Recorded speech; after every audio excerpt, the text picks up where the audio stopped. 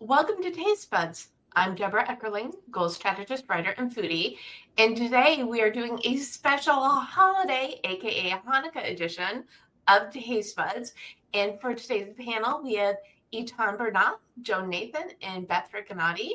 And they've all been guests on the show before. So what better way to celebrate the holidays than to bring them all together? So welcome, my foodie friends.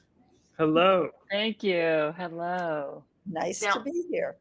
I know who you all are, but I would love for you all to just introduce yourselves real quick. Eitan. Awesome. Yes, my name's Eitan Bernath. I am a cookbook author. I create food content on all the social medias, and I also work as the principal culinary contributor on the Drew Barrymore Show. Amazing. And Joan. Everybody knows Joan, but just for fun. I'm the author of 12 cookbooks, and I have 2 this whole year.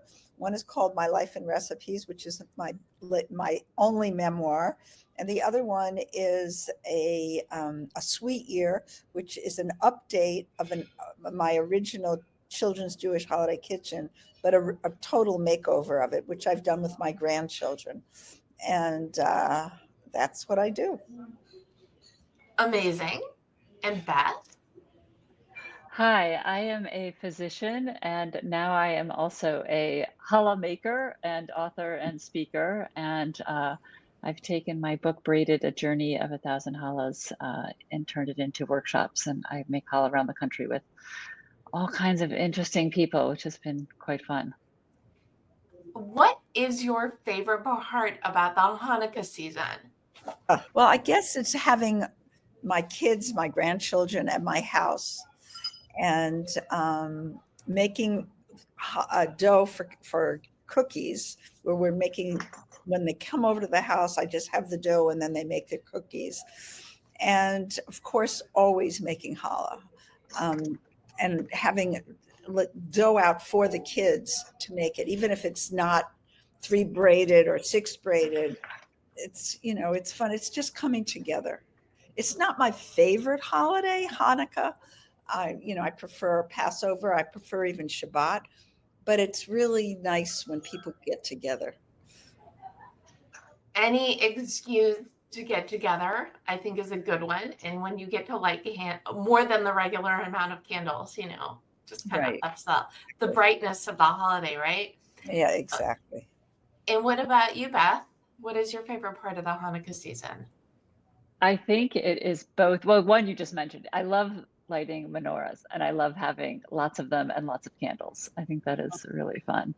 And of course, it's making challah. And while I normally every week make just 3-stranded challah, it's really fun at Hanukkah to play with it and try and make a menorah-shaped challah, for example, and share it with other people. I had a feeling it was going to be a challah themed answer. Thank you for not disappointing me. And Eitan, what about you? What is your favorite part? I think for me, I love a good latke. My parents, my mom does most of the cooking, but my dad has his things that he makes. One of them being latkes. And so, yeah, it's really fun to be home. And I think there's something special about, like, it's very cozy time of year. It's freezing cold outside, or this year it's actually not been that cold, at least here in New York City. This is like our first week where it's cold. But it's something just about like being inside. My parents kind of light the fireplace and everyone's cozy, family together time. I think the coziness of Hanukkah is something that I look forward to. The other holidays, each one has their own charm, but I definitely especially like, wearing a sweater, and, there's the menorah, maybe the fireplace is on, it's cold outside, warm inside. That's definitely, I think, something I love about it. Well, I love playing dreidel with the kids. That's really nice.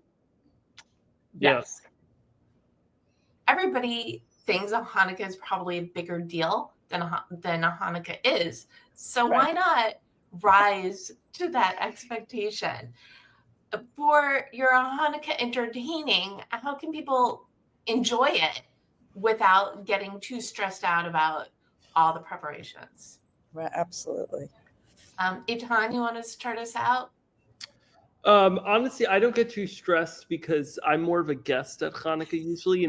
My parents' friends always say, "Oh, it must be so amazing, having a son who cooks. Like you never have to cook for the holidays." But honestly, I do some cooking on the holidays, but I mostly take that off. I'm off duty. So it's kind of not like I'll help a little bit, to be totally honest. But for me, it's a low stress situation. I'm mostly a guest. I'll bring some wine. A very important contribution. Yes. And Joan, what tips do you have for enjoying rather than stressing out about a holiday entertaining? Right. Well, there are lots of ways. First of all, I make challah whenever I have any holiday, and I try to do it in 2 steps. I make the dough the first day, and then sometimes I let it rise that day and then just bake it off the next day. But I try to make my holidays stress-free, or as stress-free as I can. I try to do the table the day before because I like it to be pretty in the decorations. And then I'll make a lot of latkes, different kinds of latkes. And what I'll do is I'll make them in the morning. I don't refrigerate them, and then I'll just heat them up in the oven, because there's nothing worse than watching somebody make latkes in a lot of olive oil or any kind of oil. When you want to eat them, and they can never keep up with who wants to eat them. And I like having different kinds of latkes, all kinds, apple. There's an apple one in my new book, a sweet ear, that the children can make, or potato latkes, or zucchini latkes. It doesn't matter, but I do like to have a variety. And most everybody likes the potato latkes best of all. And I do the same thing like with a brisket. I'll make it ahead, get rid of the fat, slice it off, and then heat it up. I love veggie patties, but I just love that you call them latkes, because that's what they are, right?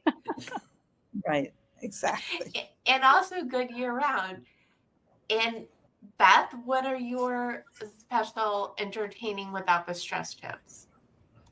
Well, at Hanukkah, I think I was scarred as a child watching, or as a young adult, watching the whole latke performance of making them, and the oil and Joan's absolutely right. You never catch up.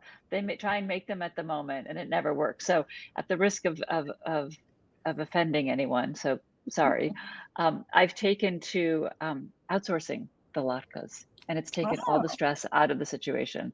So I've discovered I actually like the latkes from Trader Joe's, and I like to now make like a latke board almost, if you will. So have the latkes that I don't have to make, and then make a really fun board with all kinds of fun toppings, and you can have so much fun because as Joan's already mentioned, like different flavored latkes are great. In my case, I'm starting with just a potato latke, but then you can put all different things on it. And so I like to have that for people to choose, and to maybe they want to make a savory topping, or they're going for, you could do almost like a blini with a little creme fraiche and salmon roe, or you could do applesauce and go sweet.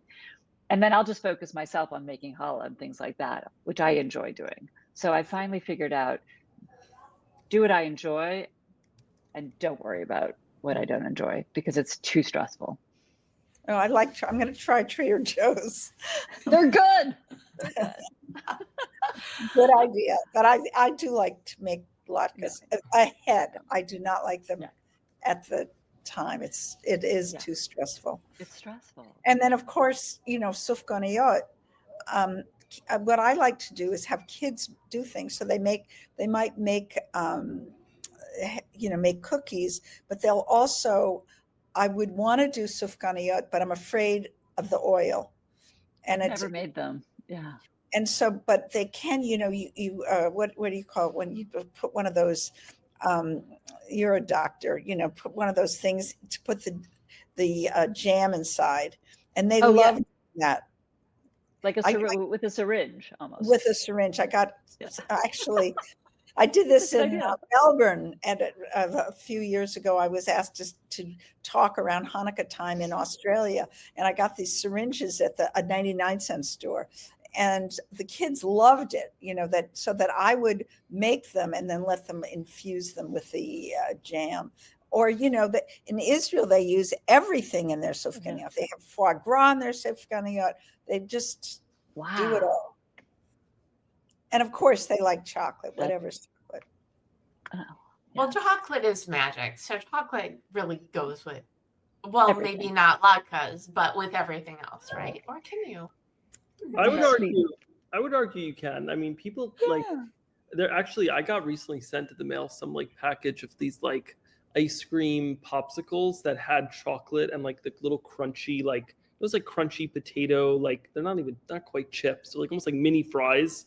So I would argue, I don't know that I would want chocolate on my potato latke, but I feel like there may be a market for that, a small market, but a little bit of salt on top, right? Yes, like a dark. Oh, that would be good.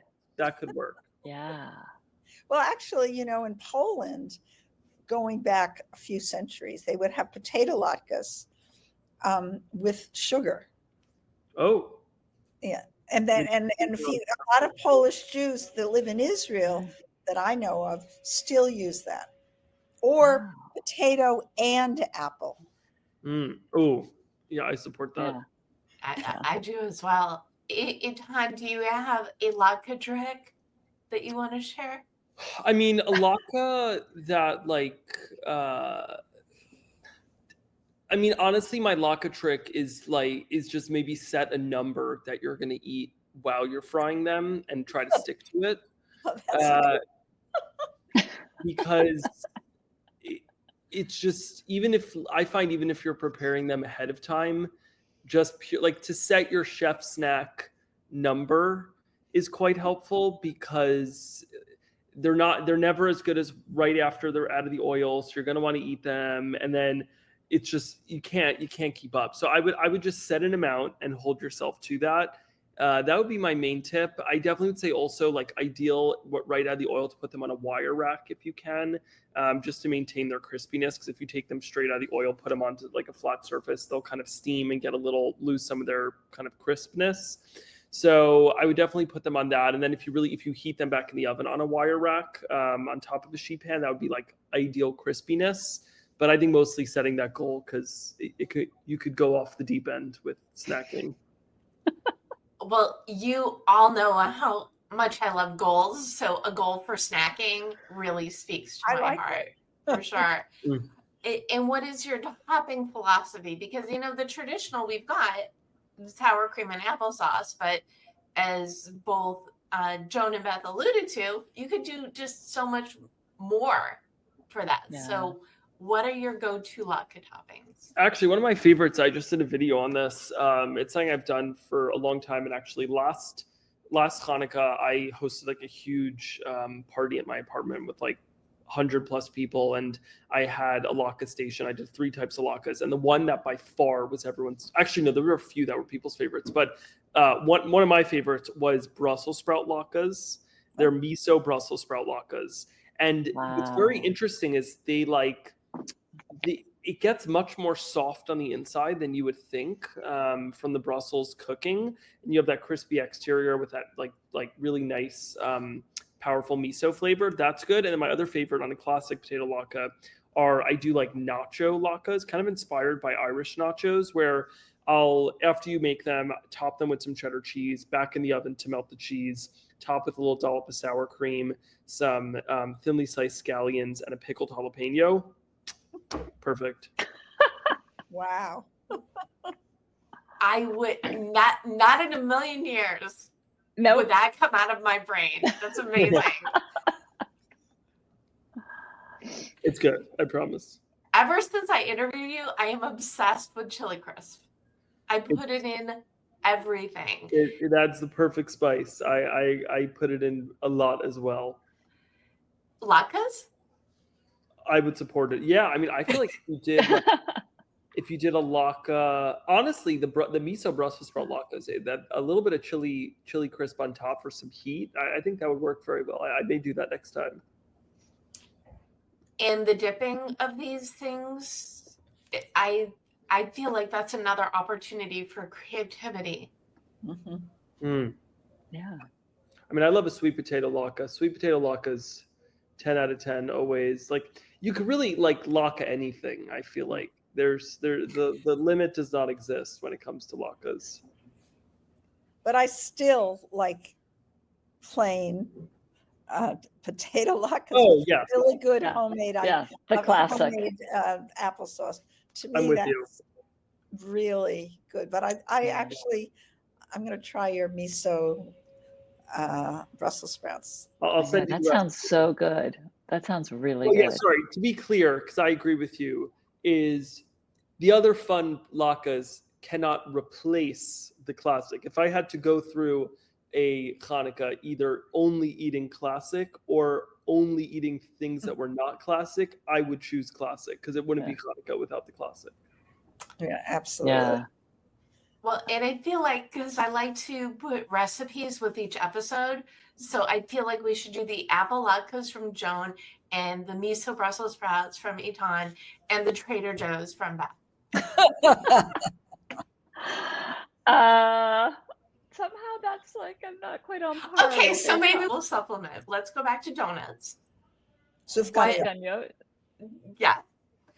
I love what Joan was saying before. You know, you make it a party, you get everybody involved. Yeah. So I love doing that. what other donut advice do you have? Because I feel like you could have like a whole Latke donut party and that's your Hanukkah. Yeah, That'd be for great. sure. And the kids would be happy. They wouldn't have to eat anything else. Exactly. Adults also happy.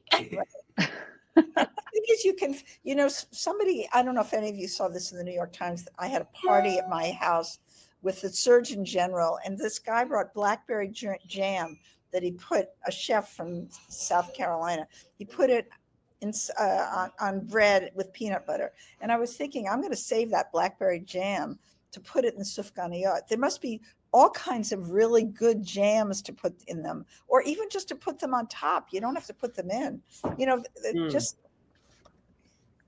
So I don't know. I have a feeling that Eitan would have a great idea for sufganiyot. So my few thoughts on the sufganiyot are, I think you pre-make the latkes and you make the sufganiyot as close as possible to when they're being served, because there's nothing worse than a day-old donut. Yeah. And so my thoughts on it is make it as last minute as possible. And I'm with you, Joan. I actually think like I think the form factor of a jelly donut can be kind of cumbersome. And I've never thought of it until you mentioned it, but like I kind of support just frying the donut and then having assorted fillings that you could do like a rip and dip situation. Right. Yeah. Well, also what I do, because see, you're all much younger than I am, but I have children and grandchildren. And my goal is to make it so that my children can relax. And while they're grandchildren, so I try to find things at a Hanukkah party that the kids can do so the parents can have a conversation or eat quietly, right? And I'm just there to make it all work. So what you're saying is right. If you make the dough in advance and you have one older child to help you fry them, they'll be happy to do that. And then you can just let them sit, you know, drain them and then infuse them or else dip them. And the kids will be very, very happy. And, you know, and the other children are making their cookies, which, you know, they're just molding them and then sprinkling things. So and then you can put those in the oven while everybody's eating. And you know, then you don't have to make a dessert, right? It's all done for you.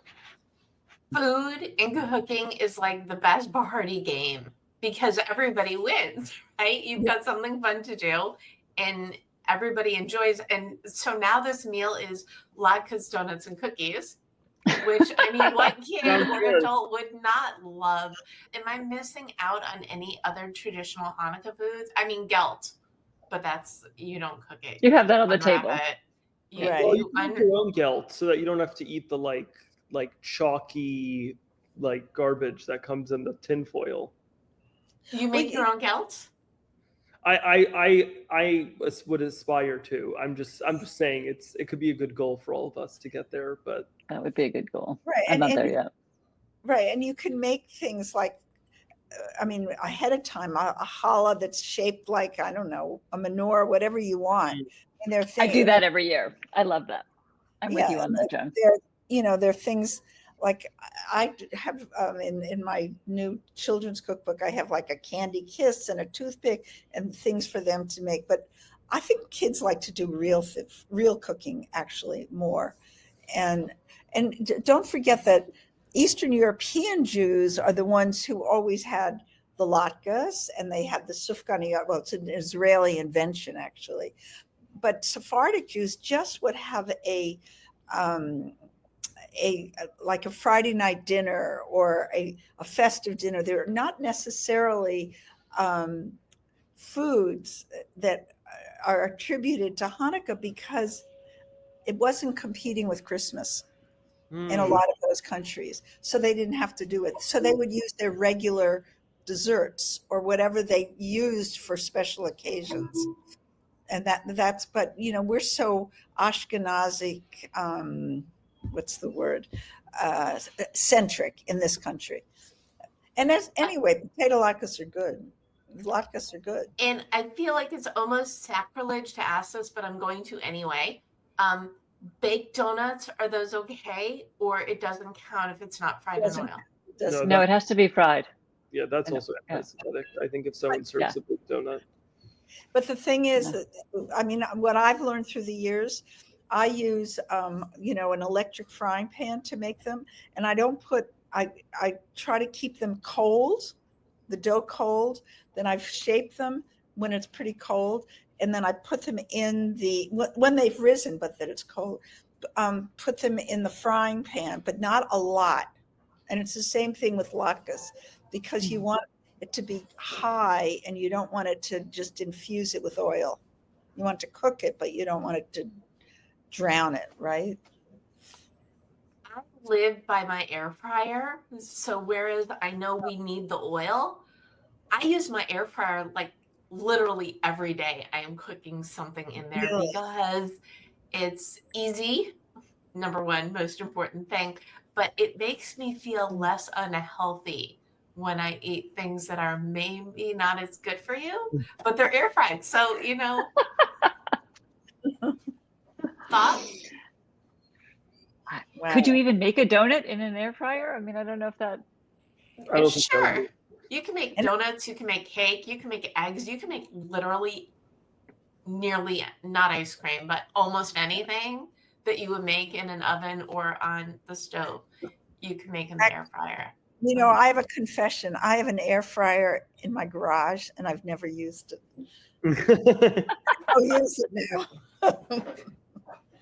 You're Joan Nathan. You get to make any rules you want with cooking. You could just leave that. What gets me is my other favorite appliance is the Instant Pot. And I know I can name probably 5 people off the top of my head who have them, who've never taken it out of the box. That was my gateway appliance because there's nothing easier than throwing things in the Instant Pot and doing things while your food is being cooked. But I feel like I sidetracked, unless someone else has a thought on appliances that make the holiday season easier. That feels like a good question.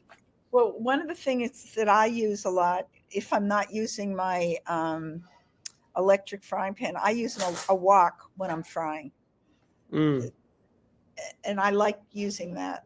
And of course, one of those Chinese strainers, because you want to take it out, and they're wonderful. I support that. I do. Eitan, what is your favorite appliance? I mean, for Hanukkah, it's a full blast hood over the stovetop because it's the smell is I would say a good hood and candles is the most important appliance because you want to fry the donuts as close to people coming, but you don't want your house to smell like a deep fryer. So if you have the hood blasting, some windows open, and then some candles, I think is key to hosting and for all the senses.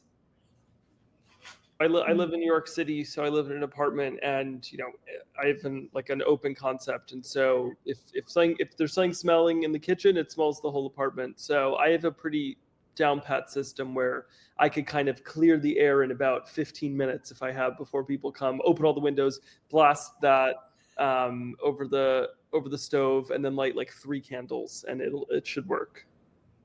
Oh, I'm going to try that one. I know. And I live in a house in Washington. Yeah, if you want to really commit, you could get some fans to blow air out the windows, but it depends how dire of a situation it is, but it works. I like I that. may come back to making homemade latkes now. Thank you. I'm going to Trader Joe's. We're going to switch. Beth, what is your go-to appliance for making the holiday season easier? Oh, I think it's just my hand. I like to make challah by hand. So I don't actually have an appliance per se that I really go to. I don't have an air fryer, and I don't have an Instant Pot. I don't have any of that. But yeah, I like to just cook with my hands.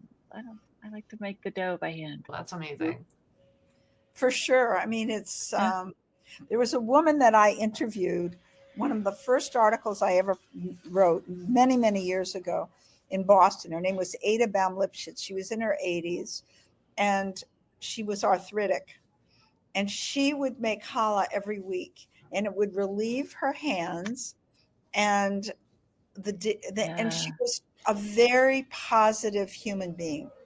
She, first of all, she got a certain prestige from all of her challahs, and it relieved her hands, and it made her happy interacting with people. And the week she died, she made challah. She went in the hospital. She made sure the doctors got them, and then she died. And this woman has stayed with me my entire life because it's your hands. I mean, it's really it's the everydayness of life that makes. I mean, all the 4 of us really want to give with the food that we make, and your hands are just essential to it. I got chills from that story. Food is a gift that you give to yourself, but to your loved ones. It is the best gift. In this time that we live in, where there is so much darkness, what can people do this on Hanukkah to bring more light into their world and the world around them? Well, it seems to me there are 2 things we can do. Like, part of Hanukkah is giving money and telling children what would they like to give to whom, to what they really care about. That's one thing. The other thing for me is I try to invite people over that I think their lives would be enhanced by being together, or that have had something hard in their life that year. I'm just thinking about last year for Hanukkah. And I very often like bringing people that don't know each other. I have a feeling Eitan does too, because he sounds like his are a lot bigger than mine. But I just feel as if, what the Surgeon General said, loneliness is something that all of us feel like, or separateness. And, cooking together brings you together. And I also think that if people offer to bring something, let them bring it, because it makes your life a lot easier. I remember a lesson. I think actually it was a rabbi in school said that one of the kindest things you can do is if someone offers you something is to say yes, because saying yes is doing something actually for them, kind to them, because Absolutely. It feels good for someone to give. And that, even if you don't necessarily want it. And so I definitely agree with you, Joan, that if someone offers to bring something, especially, I have a lot of friends of all different ages, but I have a lot of friends, obviously my age. And when I host dinner parties and things like that, people offer to bring things, and, they don't all have the best taste, but I still say yes. So then we eat whatever, stale baked good they bought at the store. But yeah, no, I'm with you on that. Yeah, it's a great way to build community. Well, I was going to ask, someone invites you over. You've got to bring something like a dessert last minute. What do you throw together to avoid the stale bakery items from your favorite grocery? What is the easiest, quickest dessert you could throw together and bring?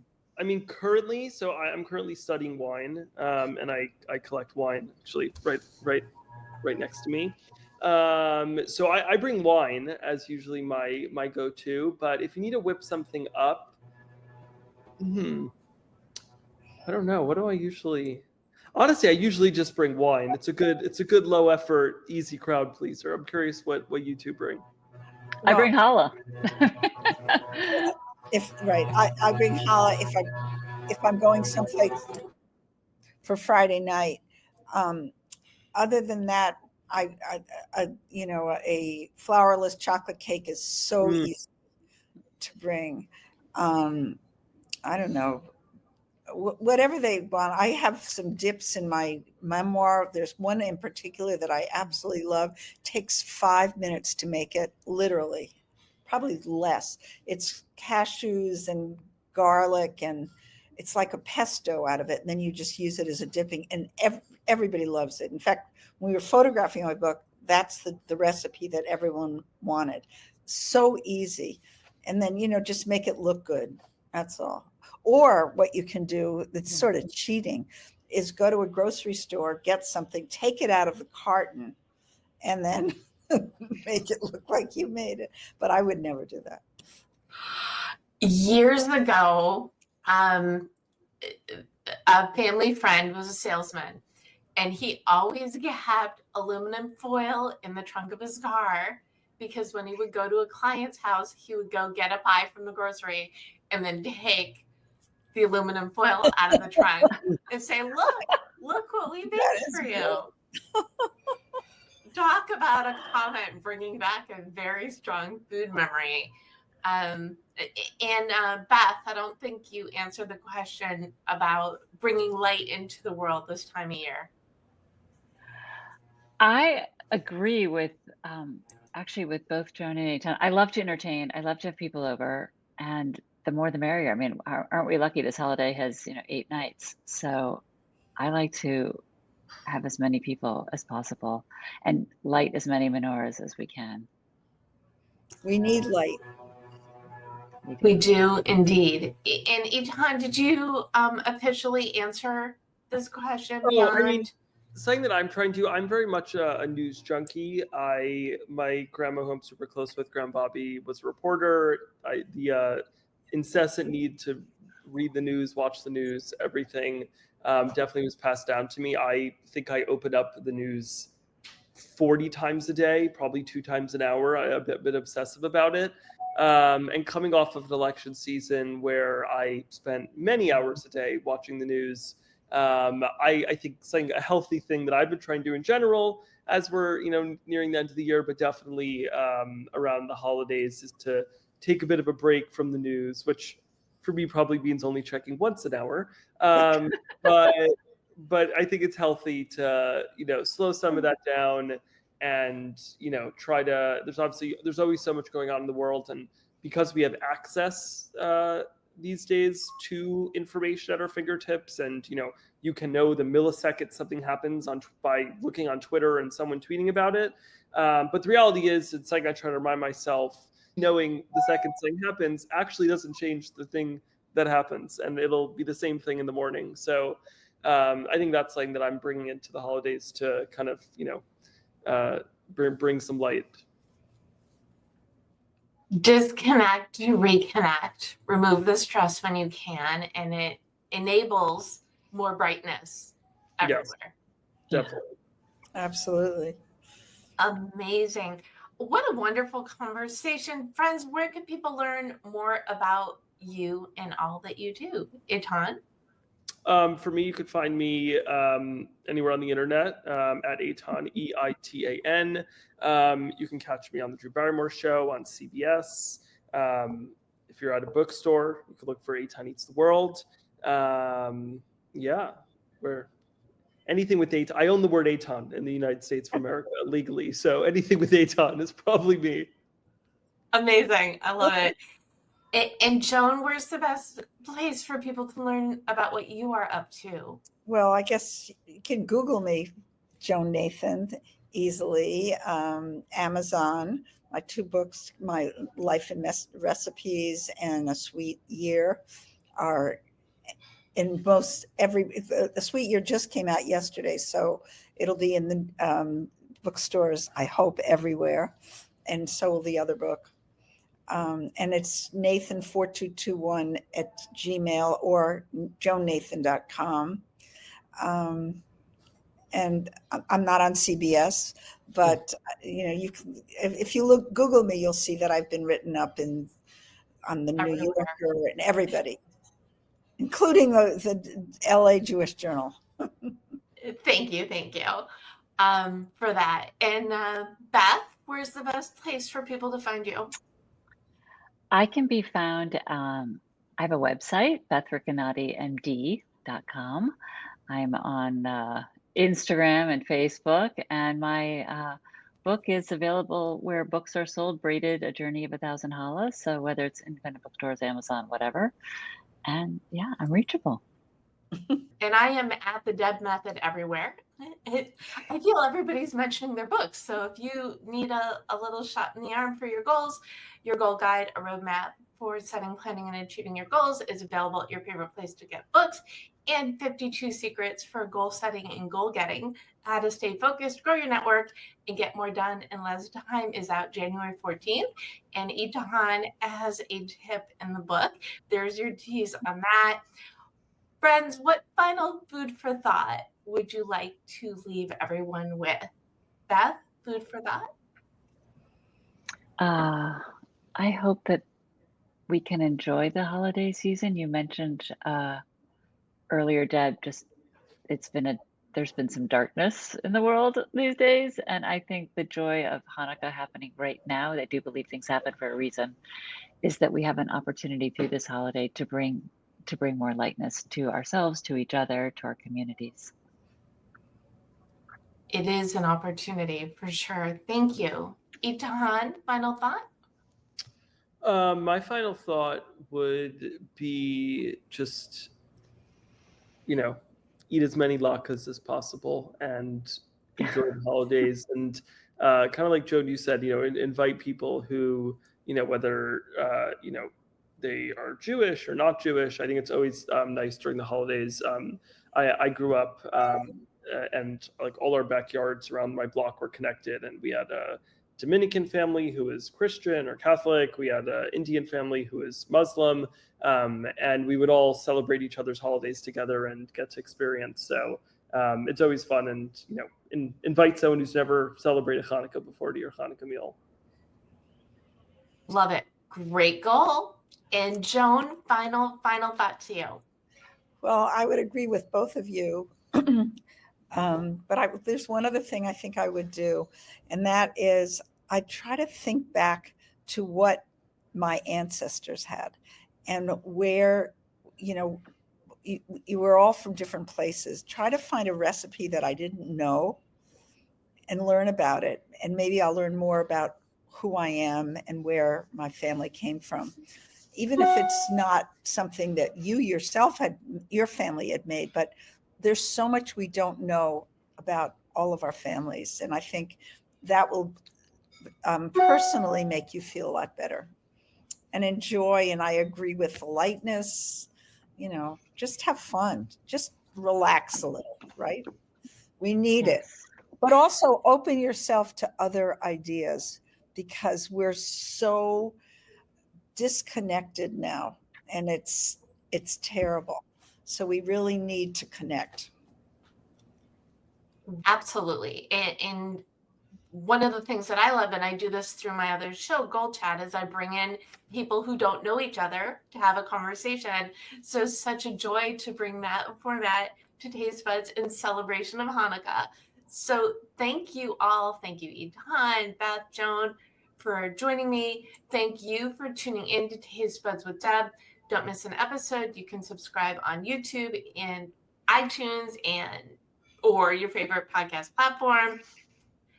And you can go to jewishjournal.com to read the articles that go with each episode. And we're going to have some good recipes in this one. So be sure to check it out. And you can learn more at tastebudswithdeb.com. Until next time, a happy Hanukkah and bon appetit.